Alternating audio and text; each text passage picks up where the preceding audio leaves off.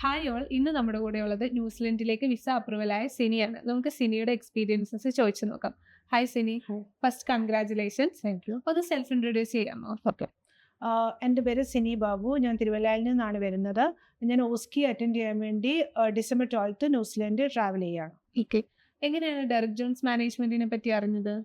എൻ്റെ ഫ്രണ്ട് വഴിയാണ് ഞാൻ ഡെറിക്ക് പരിചയപ്പെടുന്നത്. എൻ്റെ ഫ്രണ്ട് ഇവിടെ തന്നെയാണ് പ്രോസസ്സിംഗ് ചെയ്തിരുന്നത്. അങ്ങനെയാണ്. അങ്ങനെയാണ്. ഓക്കെ. അപ്പൊ നമ്മുടെ ഇനീഷ്യൽ സ്റ്റേജ് തൊട്ട് ഈ ഒരു ടൈം വരെയുള്ള എക്സ്പീരിയൻസസ് ഉണ്ട്, ഷെയർ ചെയ്യാം. ഇനീഷ്യൽ ടൈം ആദ്യം നമ്മൾക്ക് CGFNS ആയിരുന്നു. അത് ആകാശ് എന്ന് പറഞ്ഞ സ്റ്റാഫായിരുന്നു കോർഡിനേറ്റ് ചെയ്തുകൊണ്ടിരുന്നത്.